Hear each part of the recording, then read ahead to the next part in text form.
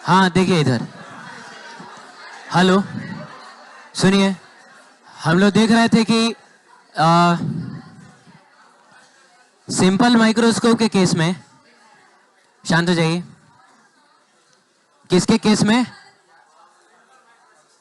Simple microscope के case में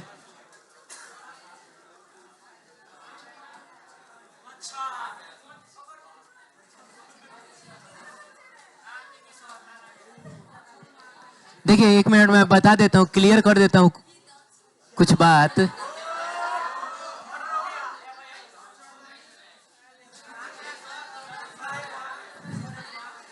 देखिए कुछ बात मैं क्लियर कर देता हूँ।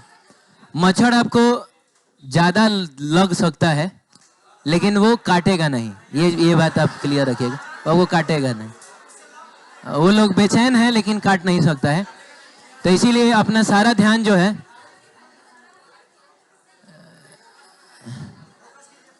वो इधर इधर लगाइए, ठीक है? पढ़ा था हम लोगों ने कि अगर बात सिंपल माइक्रोस्कोप की हो तो इसमें जो मैग्नीफाइंग पावर, जिसको हम एंगुलर मैग्निफिकेशन के नाम से भी जानते हैं,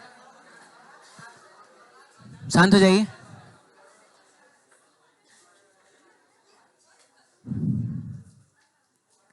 मैग्नीफाइंग पावर जिसको किस नाम से जानते हैं? एंगुलर मैग्निफिकेशन के नाम से जानते हैं। वो दो आया था, याद आ रहा है? एक आया था d अपॉन और एक आया था d/f+1 आया था, ऐसा आया था।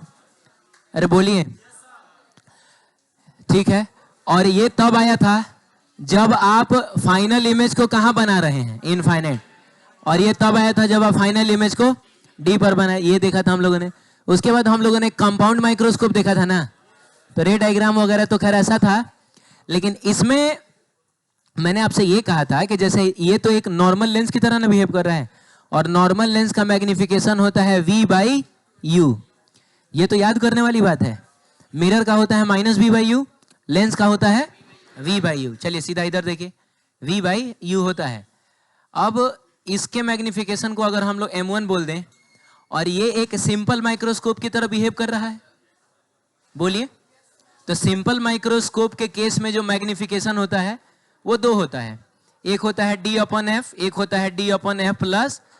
तो चूंकि इसको आईपीस आप कह रहे हैं, इसीलिए f की जगह आप क्या रखिए? f ही रखिए। बोलिए, d/f, d/f+1। ये तब जब इनफाइनाइट पे, ये तब जब कहाँ? d पे।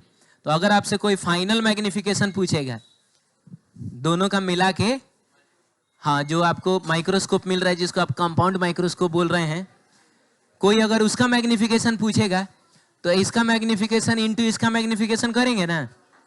बोलिए, तो मैग्निफिकेशन आपको पहले बताना है इनफाइनाइट पे, मैग्निफिकेशन आपको पहले बताना है इनफाइनाइट पे। शांत हो जाओ। मैग्निफिकेशन आपको कहां बताना है? इनफाइनाइट पे बताना है।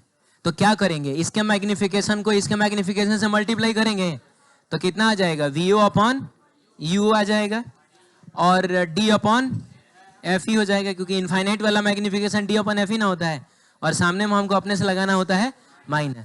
ये माइनस साइन हमको ये बताता है कि जो आपका फाइनल इमेज बना है वो ऑब्जेक्ट के रेस्पेक्ट में कैसा है? उल्टा बना है। यही ना फाइनल इमेज है। बस इतना बताता है। किसी ने कहा कि आप मतलब याद कर रहे हो ना तुम इसको? हाँ, मैग्निफिकेशन बताओ, कहाँ बताओ? तो जब डी पे था तब बताओ। तो ये हो जाएगा -VO/U, ये तो रहेगा ही, और इसका वाला ये वाला यूज कर लेंगे हम लोग, तो हो जाएगा d/Fe+1। ठीक है, देख लिया था हम लोगों ने। ये नॉर्मल एडजस्टमेंट देखा था हम लोगों ने? नॉर्मल एडजस्टमेंट नहीं देखा, कोई बात नहीं, मैं बताता हूं, सुनिए। नॉर्मल एडजस्टमेंट का मतलब हुआ कि अगर किसी लैब वाले आदमी को, जैसे पैथ लैब होता है, पैथ लैब क्या होता है? जिसमें खून वगैरह जांच होता है, हाँ, तो उसमें उन लोगों को ना दिन भर में, मान लो 200-300 सैंपल अगर ब्लड का आया तो दिन भर उनको माइक्रोस्कोप में देखते रहना पड़ता है, ऐसा कुछ होता है, ठीक है? तो वो लोग अपने माइक्रोस्कोप को एक बार एडजस्ट कर लेगा, अरे बोलो, तो खाली बस ब्लड ही ना बदलना रहेगा, एक स्लाइड के ऊपर वो लोग ब्लड लगा देता है, तो मान लो कि इसका ब्लड है तो पहले वो लगा के देख लिया, फिर इसका है वो लगा के देख लिया, इसको वो लोग थोड़े एडजस्ट करता है बार बार। तो वही हमको पढ़ना है कि वो लोग कैसे एडजस्ट करके जस्ट उसको छोड़ देता है।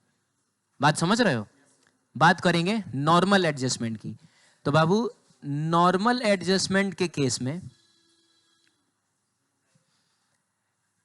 जो ऑब्जेक्ट रखा जाता है वो इसके फोकस के जस्ट बाद रखा जाता है। कोई बात नहीं है, इसके फोकस के जस्ट ये जो जगह है ये है फोकस ऑफ, अरे फोकस ऑफ क्या? ऑब्जेक्टिव। अरे यार ये ऑब्जेक्टिव ना है और इसको बोला जाता है आई पीस।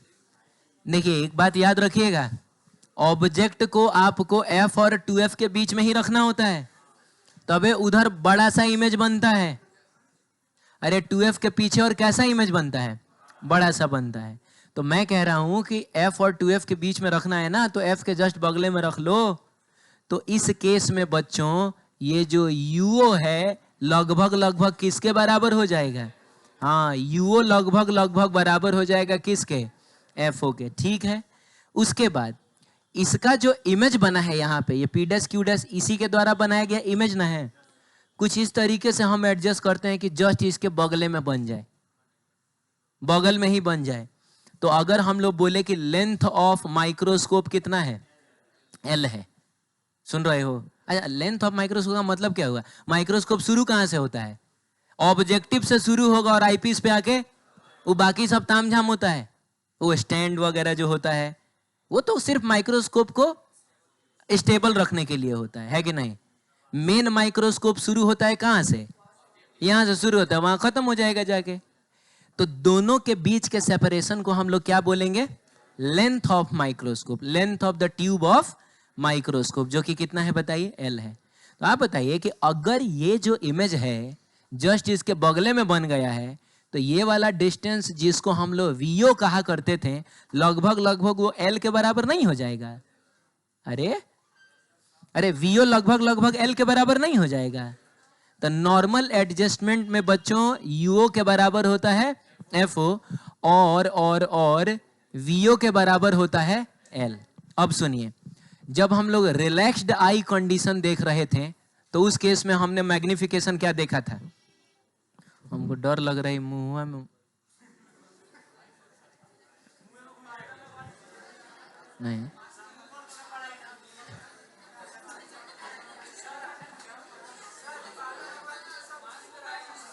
हाँ, पर्दवा रहता था तो सब उसमें रहता था ना।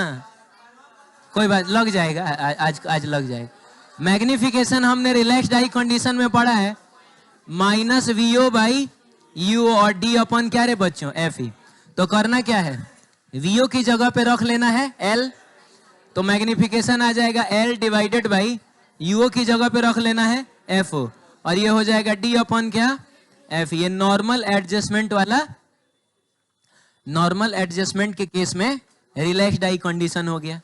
लेकिन हम लोगों ने एक स्ट्रेन्ड आई कंडीशन भी तो देखा था। तो स्ट्रेन्ड आई कंडीशन में मैग्निफिकेशन आया था -VO बाई UO, शांत हो जाओ, और D अपन क्या? FE या +1। अरे तो सब सेम ही ना रहेगा, बस यहाँ +1 आ जाता है और क्या। तो ये बन जाएगा -L डिवाइडेड बाई, VO की जगह पे आपको L रखना है, UO की जगह पे FO रखना है, और ये हो जाएगा D डिवाइडेड बाई FE और +1। बात समझ में आई?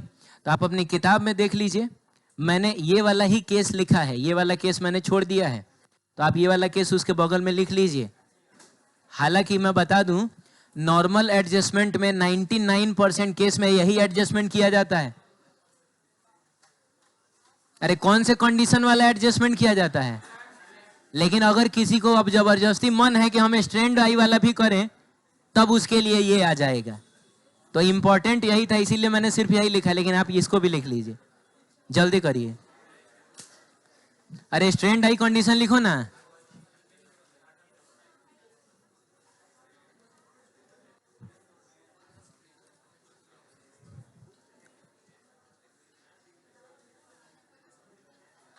कहाँ जा रहा है? नीचे ना जाओ, वहां ना देखो, लिखा हुआ है L अपन। ये चीज पेज नंबर कौन सा है? हाँ, जहां क्वेश्चंस शुरू हो रही हैं उसके जस्ट ऊपर देखिए ये लिखा हुआ है, उसके बगल में जगह खाली है, आप ये भी लिख लीजिए। जी जी जी, लिख लीजिए।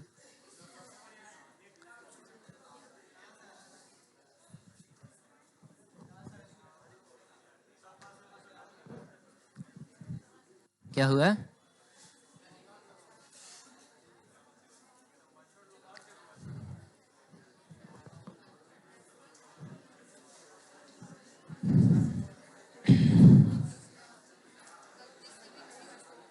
कुछ मिसप्रिंटिंग है क्या? कुछ मिसप्रिंटिंग है? मिसप्रिंटिंग है, देखें।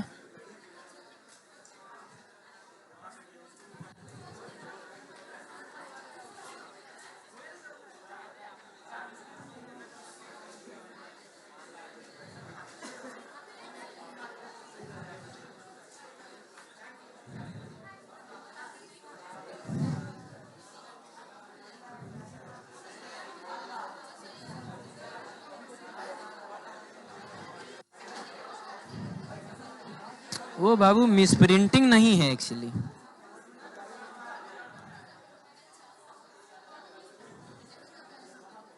वो मिसप्रिंटिंग नहीं है, वो थोड़ा सा इसमें से मैंने डी अपन एफ, 1/Fe को कॉमन ले लिया है। अच्छा चलो चलेगा, ठीक है।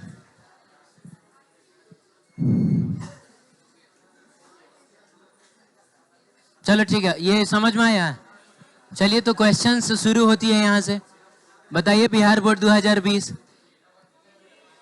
कौन सा हो जाएगा? ए हो जाएगा, नॉर्मल एडजस्टमेंट। और कौन सा वाला कंडीशन?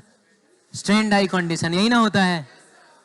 अच्छा एक चीज इसमें और समझाना, वो मैं समझा देता हूं। पहले समझाना ये है कि जैसे मान लो यही केस पकड़ो, चाहे यही वाला केस पकड़ो, देखो एफ ओ नीचे ही ना आया है।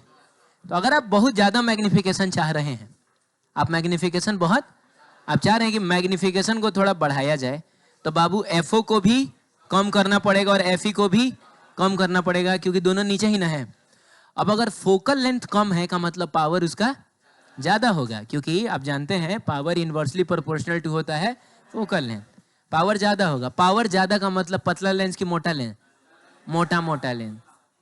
तो इसका मतलब ये हुआ कि आप चाहते हैं माइक्रोस्कोप खूब पावरफुल बने, मैग्नीफाइंग पावर उसका बहुत ज्यादा रहे।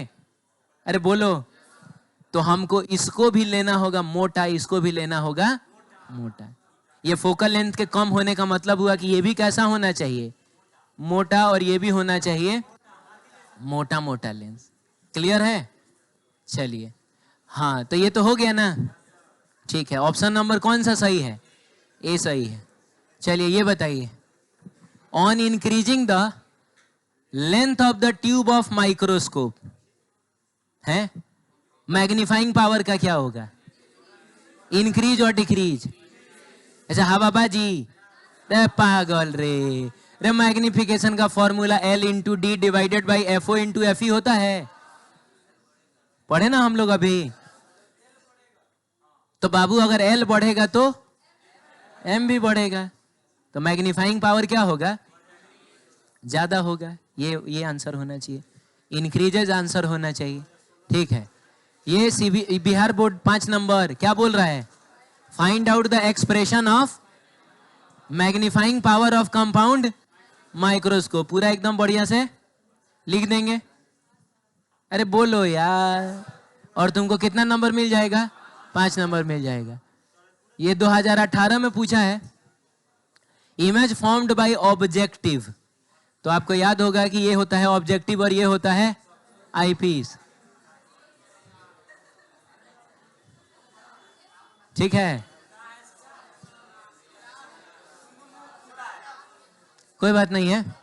तो बोल रहा है कि ऑब्जेक्टिव कैसा इमेज बनाता है? तो ऑब्जेक्टिव जो इमेज बनाता है वो कहीं यहां ना बनाता है, ये ना इमेज का ये हो गया, तो ये तो रियल ना होता है। तो ऑब्जेक्टिव रियल बनाता है और उल्टा बनाता है। तो रियल और इन्वर्टेड इसमें है, और बड़ा भी बनाता है, तो रियल एंड लार्ज आंसर हो जाएगा। कहिए ना, ठीक है। ये है एक number, define magnifying power of compound microscope. क्या? Compound microscope when the final image is formed at क्या? इनफाइनाइट। तो बाबू उस केस में जो मैग्नीफाइंग पावर होता है वो माइनस वीओ अपन यू और डी अपन क्या? एफ। ऐसा लिख देंगे हम लोग। आज सबके बारे में हम लोग बता देंगे, मैं फाइंड आउट करने को नहीं बोल रहा है, बस बोल रहा है इसको डिफाइन कर दीजिए कि ये क्या चीज है।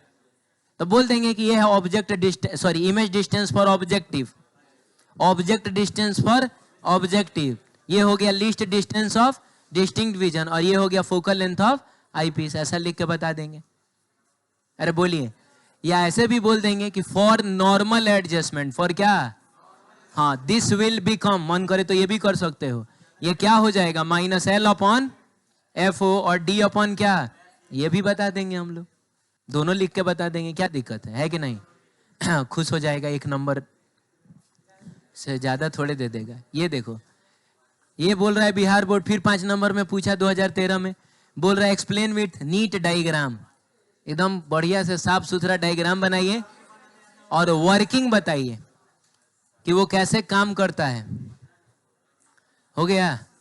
और फिर obtain expression for magnifying power, मैंने वो पूरा बढ़िया से लिख देंगे, 5 नंबर दे देगा। सीबीएसई 3 नंबर में बोलता है explain the working of a compound microscope, explain the working of a compound microscope. ठीक है, कंपाउंड माइक्रोस्कोप का वर्किंग आपको एक्सप्लेन करना है with the help of labelled diagram. You know labelled diagram क्या मतलब होता है? लेबल डायग्राम, लेबल डायग्राम का मतलब होता है फोटो बना देना है, ये भी बताना है कि ये फलाना क्या है, चिलाना, बताना है कि ऑब्जेक्टिव है, ये आईपीस है, ये उसका फोकस है, ये ऑब्जेक्ट है, ये इमेज है, ये सब बताना है आपको। तो शांत हो जाइए। एक पार्ट में ये पूछा और दूसरे पार्ट में, अच्छा दूसरे पार्ट पर बाद में आएंगे, पहले पहला पार्ट देखते हैं। और ये सवाल बस 3 नंबर का है, तो आपको सबसे पहले तो फोटो बना लेना है। बताइए, बोलिए जल्दी। अरे फोटो बनाइएगा ना इस तरीके से, फिर यहां से भी आप भेजिएगा, इधर जाएगा और इधर पीछे ऐसे। बोलिए जल्दी। तो ये हो गया आपका पी क्यू, ये हो जाएगा आपका P dash, Q dash, P double dash और क्यू हो गया, लेबल डायग्राम हो गया। अब वर्किंग को एक्सप्लेन करना है, पूरा डेरिवेशन नहीं करना है, सिर्फ वर्किंग को एक्सप्लेन करने का मतलब आपको बताना है कि पी क्यू एक ऑब्जेक्ट है जिसका ऑब्जेक्टिव ने एक रियल और बड़ा इमेज बनाया है। अरे बोलिए, हाँ उल्टा इमेज बनाया है।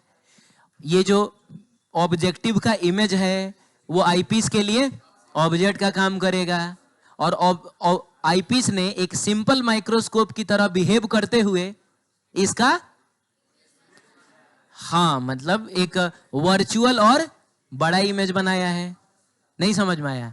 हाँ, अभी सीधा वर्ड यहां बोलना उतना ठीक नहीं लग रहा है, क्योंकि अल्टीमेटली इसके रेस्पेक्ट में तो उल्टा है ना, इसके रेस्पेक्ट में इसको सीधा बोला जाएगा।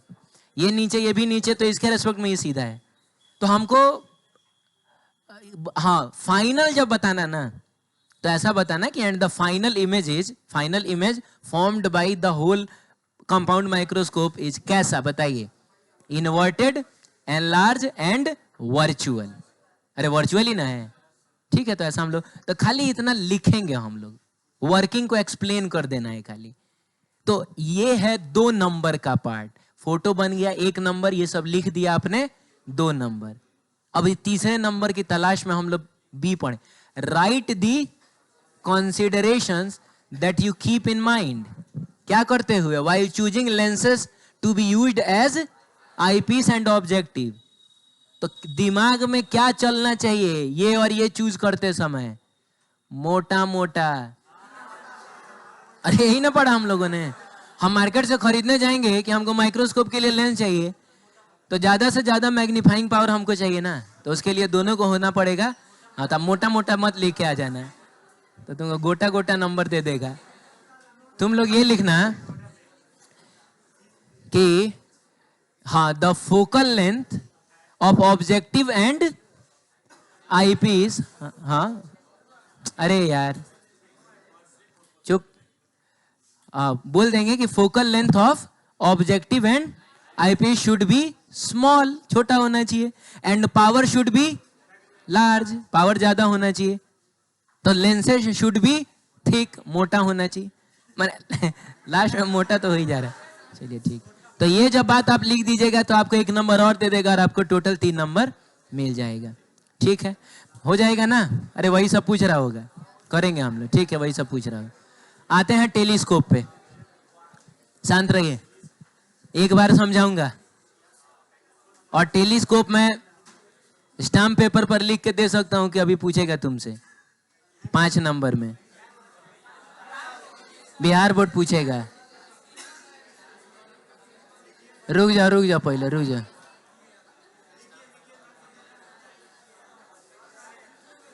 अच्छा छोड़ो, हटाओ, क्या बोल रहे हो? लाओ लिखता हूं।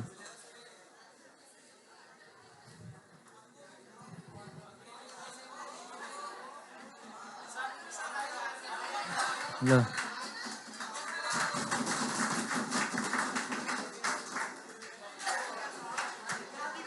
चलो देखो, मैं कह रहा हूं कि एक बार में समझ लेना तुम। चलो मैं शुरू करता हूं। सबसे पहले देखो, मैंने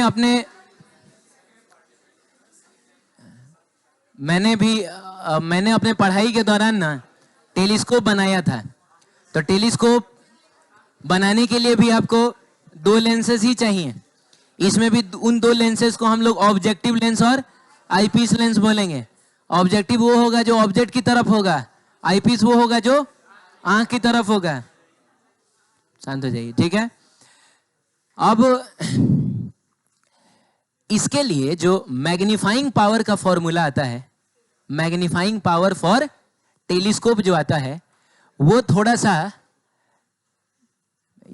हाँ यहाँ है, सॉरी, वही तो मैं बोल रहा हूं। इसके लिए जो मैग्नीफाइंग पावर का फॉर्मूला आता है वो सेम होता है।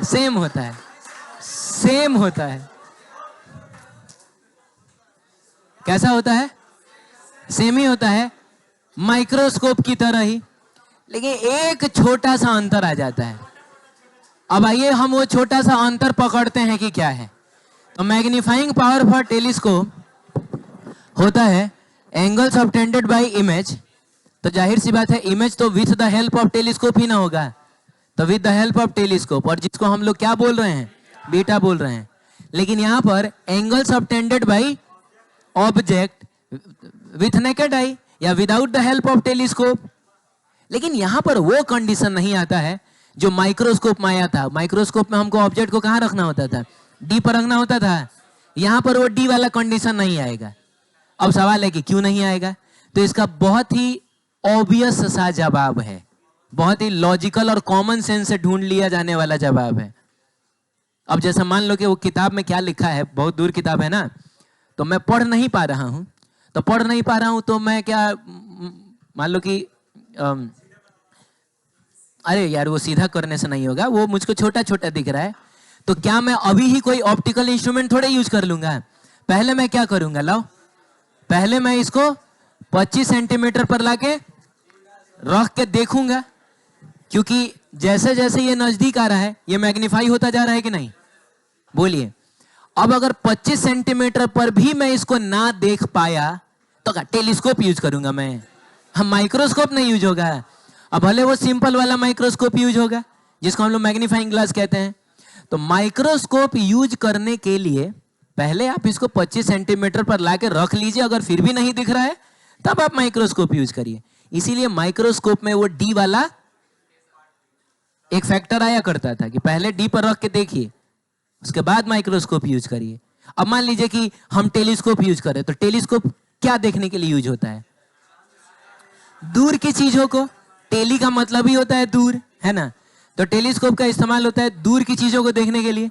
अब जैसे मान लीजिए कि हम चांद देख रहे हैं, तो ऑब्वियसली दिख तो जाएगा ही चांद आपको, लेकिन अगर आप उस चांद की स्टडी करना चाहते हैं तो उसके अंदर के जो गड्ढे वगैरह हैं वो आपको क्लियरली दिखता है? नहीं दिखता है। तो वही देखने के लिए ना टेलीस्कोप यूज करते हो। तो एक बात बताओ, मान लो तुम चांद देख रहे हो, देखो अगर तुम लोग अभी चुप नहीं होगे तो सुबह वाले बैच में कल हमको टेलीस्कोप पढ़ाना है, अभी मैं तुमको भगा दूंगा और उसमें मैं जाके रिकॉर्ड कर दूंगा, बोल दूंगा कि जाके उधर से देख लेना।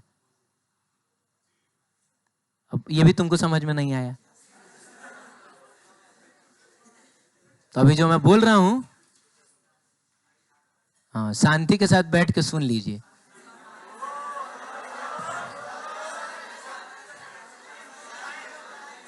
चुप हो जाओ, बस हो गया, जितना हल्ला करना था हो चुका है। अब सुनिए, मान लीजिए, शांत रहिए, मैं जब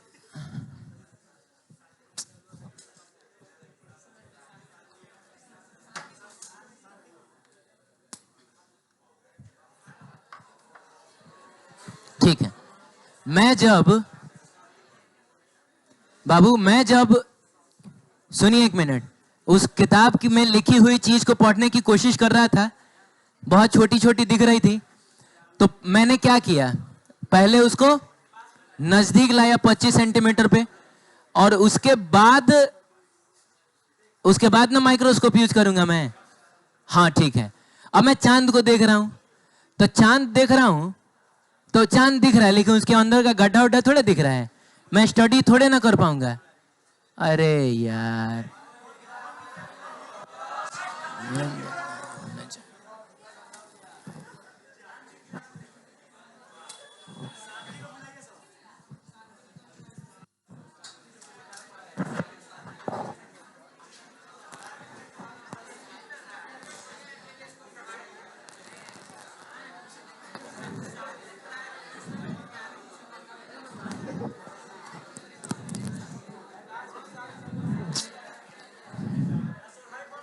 चुप हो जा। मैं चांद को देख रहा हूं, क्या हुआ, और मुझको मान लो कि उसकी स्टडी करनी है, ठीक है, तो उसके अंदर का गड्ढा उड्ढा पहाड़ वहाड़ सब है ना उसमें, वो हमको देखना है। तो किताब के केस में तो ऐसा था कि मैं इसको नजदीक लाके देख ले रहा था, लेकिन चांद का अगर गड्ढा हमको नहीं दिख रहा है तो क्या थोड़ा नजदीक चला जाऊंगा तो दिख जाएगा क्या? अभी भी नहीं दिखेगा। तो चांद को तो 25 सेंटीमीटर पर लाने वाली बात ही नहीं है। ओ, हमको नहीं दिख रहा है तो उसको हम ले आएंगे 25 सेंटीमीटर पर। अगर मान लीजिए हम 25 सेंटीमीटर पर ला देते हैं तो हम तो नहीं ला पाएंगे, हम खुद चले जाएंगे। तो चांद के 25 सेंटीमीटर करीब चले जाने का मतलब आप चांद पे ही ना हैं, और जब आप चांद पे हैं तो चांद को देखने के लिए टेलीस्कोप यूज करोगे तब धरती को देखने के लिए आप बात समझ रहे हो? तो इसीलिए यहां पर 25 सेंटीमीटर वाला कॉम्प्लिकेशन नहीं है।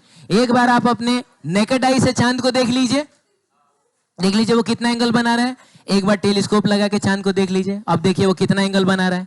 अरे बोलिए जल्दी। ठीक है, इसमें भी इमेज फॉर्म्ड बाई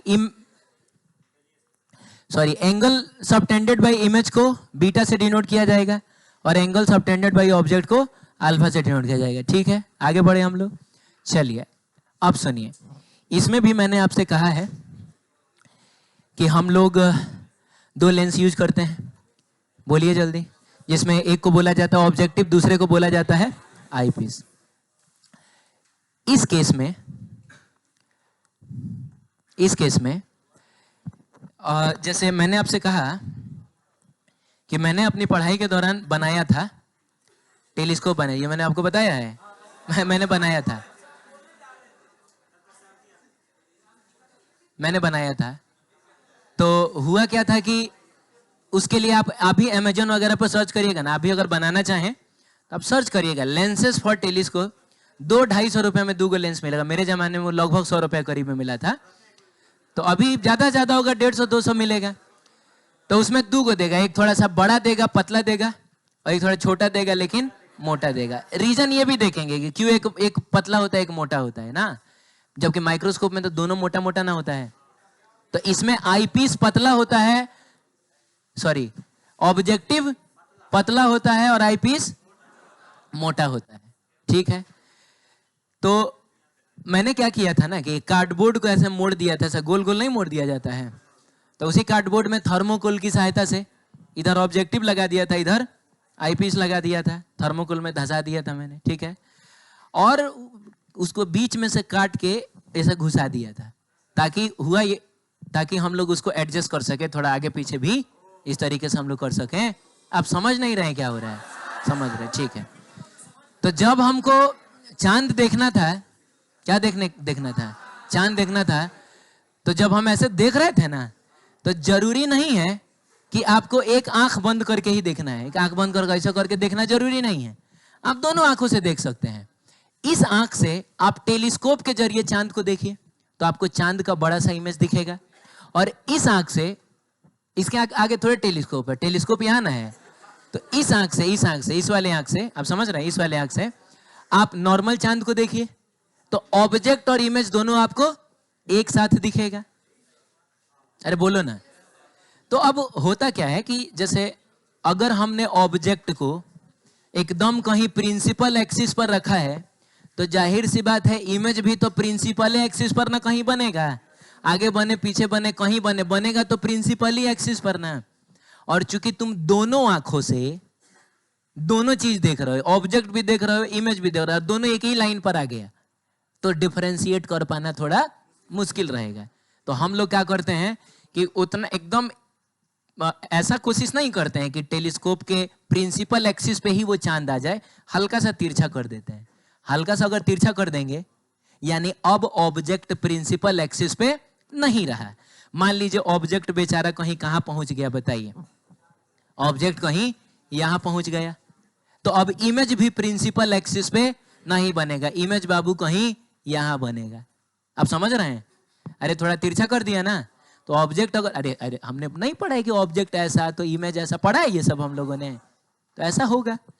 तो थोड़ा सा तिरछा कर देने से ये होता है ना कि ओरिजिनल चांद आपको इधर दिखेगा और उसका इमेज आपको थोड़ा, इवन आप चाहें तो दोनों को कंपेयर भी कर सकते हैं। अरे बोलिए ना। तो ऐसा हम लोग करेंगे, यानी ऑब्जेक्ट को हम कहीं इधर रखने वाले हैं, एग्जैक्ट प्रिंसिपल एक्सिस पे नहीं रखने वाले हैं, ठीक है। तो अगर मान लीजिए ऑब्जेक्ट यहाँ है तो इनफाइनाइट पे ही ना, टेलीस्कोप यूज कर रहे हो का मतलब हुआ वो चीज बहुत दूर है, तो लगभग उस डिस्टेंस को इनफाइनाइट माना जाए। और हमने पढ़ा है कि इनफाइनाइट से आने वाली रेज कैसी होती है? पैरेलल। तो वो रेज आपस में पैरेलल होंगी, लेकिन प्रिंसिपल एक्सिस के पैरेलल थोड़े होंगी जा, तो इसीलिए वो इस तरीके से आएंगी। अब सुनिए, अगर ये सारी रेज आपस में पैरेलल होती, आपस में क्या होती? पैरेलल होती, और प्रिंसिपल एक्सिस के भी पैरेलल होती, तो सब जाके कहां मिलती? फोकस पे मिलती।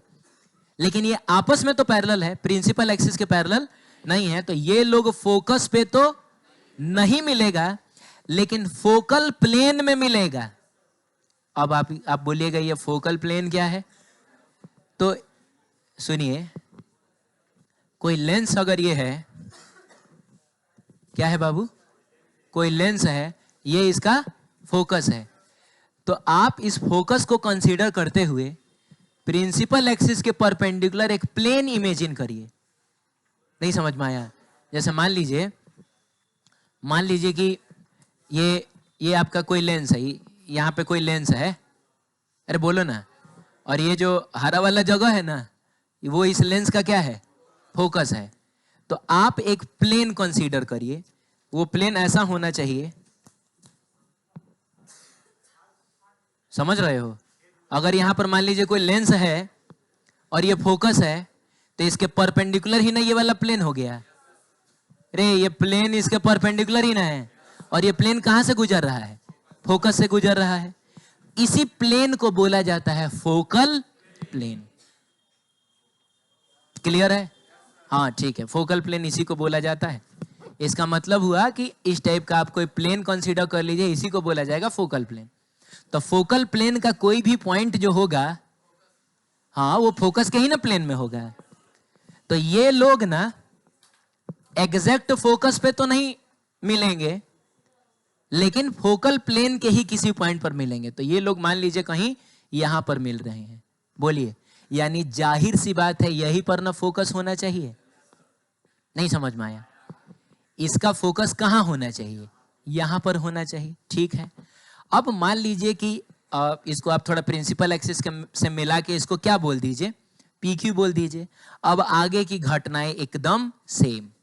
अब ये जो आईपीस है इसके लिए एक सिंपल माइक्रोस्कोप की तरह बिहेव करेगा, यानी हमको कुछ इस तरीके से इसको एडजस्ट करना है कि ये जो इमेज बना है, जो इसने बनाया है, अरे बोलो बाबू, हाँ, वो इमेज इसके फोकस के, किसके, इसके फोकस के उधर बने।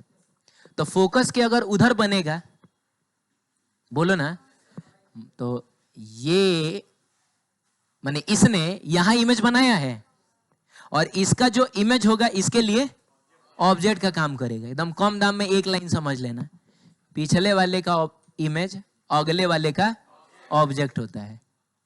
अरे बोलो ना, तो इसका जो इमेज होगा इसके लिए, तो इसका ऑब्जेक्ट इसके फोकस के इधर रखा हुआ है, बोलो, तो सिंपल माइक्रोस्कोप की तरह बिहेव करेगा। यानी कि अब हम एक रे को अगर सीधा भेजेंगे तो उधर कहीं फोकस से होके जाएगा, एक रे को हम ऐसे ऑप्टिकल सेंटर से भेजेंगे वो सीधा निकल जाएगा, तो इधर जाके डाइवर्जिंग ना हो गया तो पीछे ही ना कहीं मिलाएंगे, तो यहां पर मिला, तो अब फाइनल इमेज यही ना बनेगा। अरे बोलो ना यार, ये हो गया फाइनल इमेज, इसको हमने कह दिया पी डैश और क्या, क्यू डैश। क्लियर है? चलिए, अब अगर मैं आपसे पूछूं कि ये वाला जो डिस्टेंस है, ये वाला डिस्टेंस ये कितना है?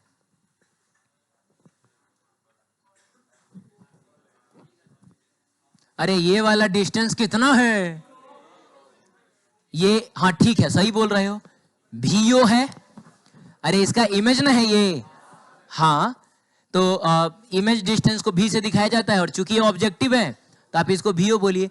लेकिन क्या आप ये नहीं समझ पा रहे हैं कि ये जगह फोकस भी है? इनफाइनाइट से आने वाली रेज फोकल प्लेन के ही ना किसी पॉइंट पे मिलती हैं, तो जाहिर सी बात है रे बच्चों, ये क्या होगा, ये एक फोकल प्लेन ही ना होगा। तो फोकल प्लेन जो होता है वो प्रिंसिपल एक्सिस को फोकस पे ही ना कट करता है, तो उतना VO कहने की जरूरत नहीं है। आप इसको डायरेक्ट क्या कह सकते हैं, आप इसको डायरेक्ट FO कह सकते हैं। अरे बोलो ना, अब VO लिख के बाद में हम उसकी जगह FO लिखने ही वाले हैं, तो उससे बढ़िया हम डायरेक्ट FO ही इस्तेमाल करेंगे। ये डिस्टेंस कौन सा डिस्टेंस है? तो ये ऑब्जेक्ट डिस्टेंस फॉर आईपीस हो जाएगा, तो इसको हम UE से दिखा देते हैं। बताइए ये वाला डिस्टेंस कौन सा डिस्टेंस है? ये तो फाइनल इमेज ना है, तो इमेज डिस्टेंस फॉर क्या, आईपीस, ऐसा दिखा दिया हम लोगों ने। कोई डाउट है इसमें? और हम लोग देख कहां से रहे हैं, यहां से रहे हैं, वो है आपकी खूबसूरत आंखें, वो है, ठीक है। अब हमको इसमें भी मैग्नीफाइंग पावर निकालना है, और मैग्नीफाइंग पावर का मतलब होता है beta by alpha. Angle subtended by image ऊपर, एंगल सबटेंडेड बाई ऑब्जेक्ट नीचे। तो बाबू ऑब्जेक्ट तो कहीं इधर ना था, तो उसने कितना एंगल सबटेंड किया है, तो यही वाला ना एंगल हो जाएगा। माने बिना टेलीस्कोप के यूज के तुम जब देखोगे तो तुम्हारी आंखें यही ना होंगी, डायरेक्ट देख रहे हो तुम, तो डायरेक्ट देखोगे तो ये हो गया अल्फा, ठीक है। बीटा कौन सा होगा? तो जो फाइनल इमेज बना है वो ये बना है, देखो आप यहां से देखिएगा तो आपको यही ना दिखेगा, तो इसने आपकी आंखों पे कितना एंगल सबटेंड किया है ये जानने के लिए इसके दोनों एंड पॉइंट्स को हम लोग आपकी आंख से मिला दें, तो बताइए इस इमेज ने आपकी आंख पे जो एंगल सबटेंड किया है उसको आप क्या बोलिएगा? आप उसको बीटा बोलिएगा, बोलिए। तो अब हम लोग क्या करेंगे, वही tan अल्फा tan बीटा वगैरह लिखेंगे। लेकिन प्रॉब्लम है कि भाई इधर तो कहीं ट्रायंगल बना ही नहीं, ऑब्जेक्ट तो इनफाइनाइट पे है, तो क्या ट्रायंगल बन पाएगा? तो हम tan अल्फा कैसे लिखें? तब तक मेरे दिमाग में एक बात आया कि अगर बाबू ये अल्फा है तो ये वाला एंगल भी तो अल्फा ही ना होगा, अरे वर्टिकली अपोजिट एंगल। तो tan अल्फा हम लोग इस वाले ट्रायंगल में लिख लें। ये वाला ट्रायंगल आपको दिखाई दे रहा है? क्या नहीं दिख रहा है? इधर हम tan अल्फा नहीं लिख पाएंगे, लेकिन इस वाले ट्रायंगल में तो लिख पाएंगे ना। और तब हम लोग क्या लिखेंगे बताइए? tan alpha is equal to, बोलिए क्या लिखेंगे? PQ डिवाइडेड बाई ये वाला डिस्टेंस परपेंडिकुलर बाई बेस, तो बेस जो है वो FO ही ना है, और चूंकि उधर है, अरे उधर ना है, तो उधर की चीजों को पॉजिटिव साइन के साथ मेजर किया जाएगा, क्योंकि इंसिडेंट रे के डायरेक्शन में है। अब ये तो रटा जाना चाहिए, सामने वाली चीजें नेगेटिव, पीछे वाली चीजें पॉजिटिव, रटा हुआ होना चाहिए। तो हम लोग डायरेक्ट लिखेंगे यहाँ क्या, FO। अब बताइए ना, सारे एंगल्स छोटे छोटे ही ना होते हैं। अब ये बार बार समझाना ना पड़े, पूरे रे ऑप्टिक्स में जितना एंगल मिलेगा हमेशा हम उसको क्या मानेंगे, हाँ, डेरिवेशन के दौरान हम उसको छोटा मानेंगे। तो अगर अल्फा बहुत बहुत छोटा हो जाए तो tan अल्फा की जगह हम सिर्फ क्या लिख देंगे, तो ये हो जाएगा हमारा PQ divided by FO। Clear. अब उसके बाद हम लोग बीटा लिखें, तो बीटा तो बाबू दो दो ट्रायंगल्स से हम लोग निकाल सकते हैं। एक देखिए ये छोटका ट्रायंगल है, ये छोटका ट्रायंगल, और एक हो गया ये बड़ा वाला ट्रायंगल। बताइए कौन सा ट्रायंगल आप प्रीफर करिएगा। आपको याद है पिछले 2 केसेस में ऐसा आया था, हर बार हमने छोटा वाला एंगल लिया था, अब की बार भी हम लोग छोटा वाला एंगल लिखेंगे। यानी हम इस वाले ट्रायंगल में O डैश P और Q में हम लिखने जा रहे हैं tan बीटा। tan बीटा का मतलब हुआ परपेंडिकुलर बाई बेस, परपेंडिकुलर का मतलब हुआ PQ, और बाबू बेस का मतलब हुआ UE। लेकिन इसके सामने ना है, तो सामने है तो इसको माइनस साइन के साथ लिखा जाएगा। नहीं समझ में आया? ये डिस्टेंस मेजर करने के लिए तुम ऑप्टिकल सेंटर से इधर ना जा रहे हो और इंसिडेंट रे उधर से आ रहा है, तो तुम इंसिडेंट रे के ऑपोजिट आ रहे हो, इसीलिए इसको -u लिखोगे। अब मैंने क्या कहा, सारे एंगल्स छोटे छोटे, तो बीटा भी छोटा होगा, और बीटा छोटा होगा तो हम tan को यहां से गायब करेंगे। अरे बोलिए ना, सिंस बीटा इज क्या, बहुत छोटा, tan बीटा का मतलब सिर्फ बीटा, और ये हो जाएगा आपका PQ डिवाइडेड बाई -UE। अब वक्त आ गया है कि हम लोग लिखें magnification is equal to beta upon क्या, अल्फा। तो बीटा की जगह पे क्या लिखा जाएगा, PQ डिवाइडेड बाई -UE, और डिवाइडेड बाई अल्फा की जगह क्या लिखा जाएगा, PQ डिवाइडेड बाई FO। कुछ बुझा रहा है? PQ से PQ कट गया। अब फाइनल मैग्निफिकेशन बताओ, मैं यहाँ पे लिखता हूँ, फिर नए पेज पे भी हम लोग चलेंगे। सबसे पहले माइनस साइन रहेगा, कहीं कुछ गड़बड़ हो गया है क्या? सही है ना? ठीक है, माइनस साइन है, और हम लोग FO को ले जाएंगे ऊपर, अरे पलट के ना मल्टीप्लाई होगा, तो ये हो गया FO अपन क्या, UE। बात कुछ ऐसी है, नहीं माइनस लिखा है मैंने, -FO अपॉन UE। बात कुछ ऐसी है बाबू कि UE का मतलब हुआ ये वाला डिस्टेंस ना, ये वाला डिस्टेंस एक यूजलेस डिस्टेंस है, ये हमको दिखता थोड़े है। अरे हमको दिखता तो ये फाइनल इमेज ना है, तो हमारे लिए इंपॉर्टेंट है ये V। तो कोशिश करेंगे हम UE की जगह पे V ला के रखें, माने UE को V के टर्म में रखें, और ये काम हमने पिछले 2 केसेस में भी किया है। यानी अब हम इसके लिए लेंस फॉर्मूला लिखेंगे, तो हम बात करेंगे लेंस फॉर्मूला फॉर क्या, आई पीस। तो 1/v, v की जगह पे -v ना लिखोगे, तो ये हो जाएगा -v, -1/u, इसकी जगह पे, अरे इसके लिए ऑब्जेक्ट डिस्टेंस इमेज डिस्टेंस दोनों नेगेटिव आएगा, तो -ue लिखोगे, -ue बराबर 1/fe। Focal length of focal length of convex lens हमेशा पॉजिटिव होता है, तो वो सोचने की जरूरत नहीं है। यहां से आप माइनस माइनस प्लस कर लीजिए, 1/UE इज इक्वल टू कितना होगा, इसको उधर भेजिए, 1/FE प्लस 1/, क्लियर है? अब हम जो मैग्निफिकेशन वाला फॉर्मूला निकाले थे, -FO अपॉन UE, नहीं वो UE लिखा है, कोई बात नहीं, UE लिखा है, तो -FO को तो ऊपरे रहने देंगे, और जो 1/UE था, अरे यार इसको हम FO इंटू 1/UE लिख सकते हैं। 1/UE की जगह पे आप ये चीज पुट करिए, तो बताइए मैग्निफिकेशन कितना मिलेगा, -FO आप प्लस 1/ क्या V। रे बच्चों यही ना मिलेगा, यही ना मिलेगा। अब सुनिए 2 केसेस, पहला केस जब हम लोग फाइनल इमेज के डिस्टेंस को V से ही ना दिखा रहे हो, कहां बना रहे हो, इनफाइनाइट पे, कौन सा कंडीशन, रिलैक्स्ड आई कंडीशन। उस केस में मैग्निफिकेशन कितना आएगा, तो -FO और 1/v, चलो ठीक है कोई बात नहीं है, 1/FE लिख लो। अब V की जगह पे क्या लिखोगे, समथिंग अपॉन इनफाइनाइट कितना, मैग्निफिकेशन आ गया माइनस FO बाई, थोड़ा सा अंतर तो आया है बाबू। माइक्रोस्कोप में दोनों नीचे आया था, इसमें एक आया ऊपर एक आया नीचे। लगे हाँ तो हम लोग दूसरा केस यानी कि फाइनल इमेज को थोड़ा हम लोग डी पर भी बना के देख लें, और इसको बोला जाता है कौन सा केस, स्ट्रेन्ड आई कंडीशन वाला केस, दिस इज कॉल्ड। ठीक है, अब इस केस में हम लोग मैग्नीफाइंग पावर जब निकालेंगे तो माइनस FO तो रहेगा ही, 1 अपन क्या FE या प्लस 1 अपन कितना डी ना आएगा भी की जगह पे FO, सॉरी इसमें से एक काम करो 1 अपन FE को कॉमन ले लो। क्या करो बाबू, 1 अपन FE को कॉमन ले लो, तो 1 अपन FE बाहर निकल गया, और यहां पर आपको क्या मिलेगा 1 प्लस इसमें क्या मिलेगा।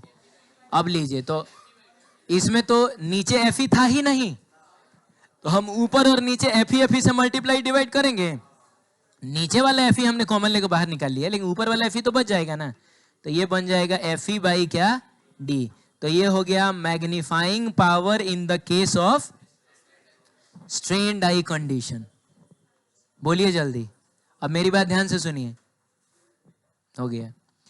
याद करने का क्या तरीका है, तो अब जैसे मैंने कैसे याद किया है इसको, क्योंकि इसमें कंफ्यूज हो सकते हो कि पता ना FO ऊपर था कि FE ऊपर था।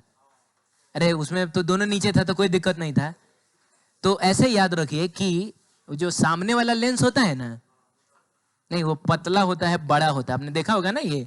अरे टेलीस्कोप में सामने वाला लेंस कैसा होता है, बड़ा इसलिए होता है कि ज्यादा से ज्यादा लाइट को एंटर कर सके। अरे बोलो।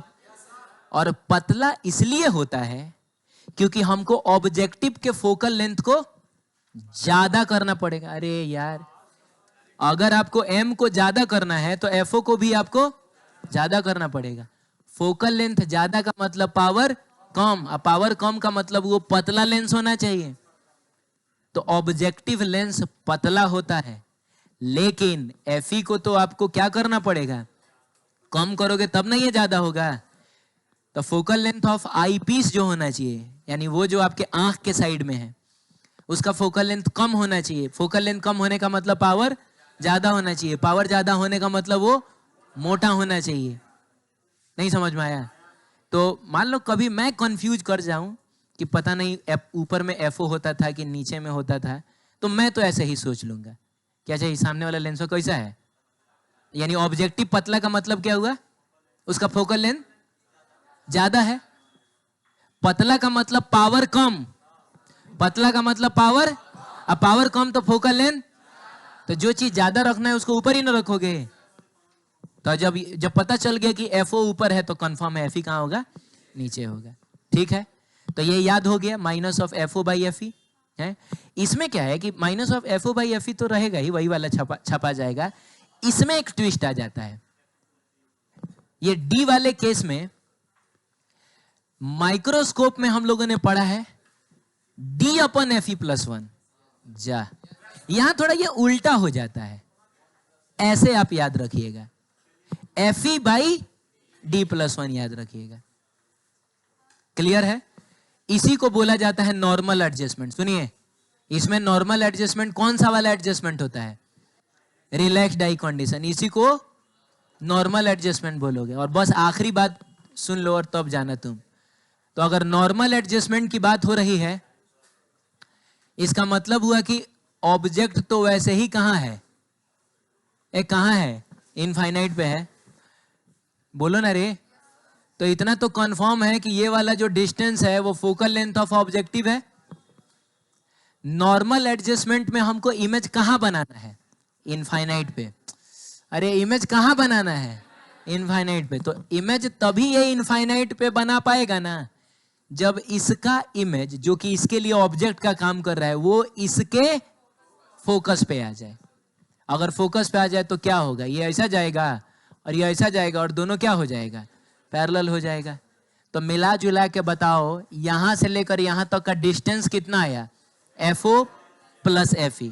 तो इसको बोला जाता है लेंथ ऑफ टेलीस्कोप। क्या बोला जाता है, लेंथ ऑफ टेलीस्कोप। कितना, FO प्लस, ये बात याद रखिएगा। कभी कभी ऐसा दे देगा कि एक टेलीस्कोप है जिसका लेंथ है 50 सेंटीमीटर, और ऑब्जेक्टिव का फोकल लेंथ है 30 सेंटीमीटर, तो बताइए मैग्नीफाइंग पावर कितना होगा। तो मैग्नीफाइंग पावर के लिए तो हम लोगों ने पढ़ा है -FO/FE। अभी FO दिया है, FE तो दिया ही नहीं है। FO दिया है, FE तो दिया ही नहीं। अरे तो क्या करेंगे, हमको पता है FO और FE को जोड़ के ना लेंथ आता है, तो इसमें से इसको घटा देंगे तो हमको FE नहीं मिल जाएगा। इसमें घटाओ कितना, 20 सेंटीमीटर हो गया, इसके 20 डाल देंगे इसकी जगह पे, सॉरी इसकी जगह 30 डाल देंगे, इसकी जगह पे 20 डाल देंगे। 1.5 गुना मैग्निफिकेशन दे रहा है ये हमको, फिर भी काम का तो है ही। कुछ समझ में आया है? तो समझ में आया तो ये फटाक फटाक बताइए, घरे जाइए। लेंथ ऑफ टेलीस्कोप, टेलीस्कोप का लेंथ कितना होता है? तो होता है FO+FE। बोल रहा है एक टेलीस्कोप में कौन बड़ा होना चाहिए, कौन छोटा होना चाहिए? तो मैग्नीफाइंग पावर -FO/FE, ये बड़ा होना चाहिए, FO ग्रेटर देन। देख रहे हो कैसा बबुआ वाला सवाल पूछ रहा है, हो जाएगा। और बताओ ये क्या बोल रहा है, ये डायरेक्ट मैग्नीफाइंग पावर का फॉर्मूले पूछ रहा है।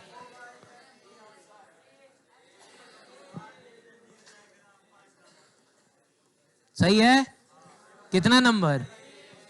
ए नंबर ऑप्शन इसका सही है। क्या बाबू, कोई बात नहीं है, मिलते हैं हम लोग कल।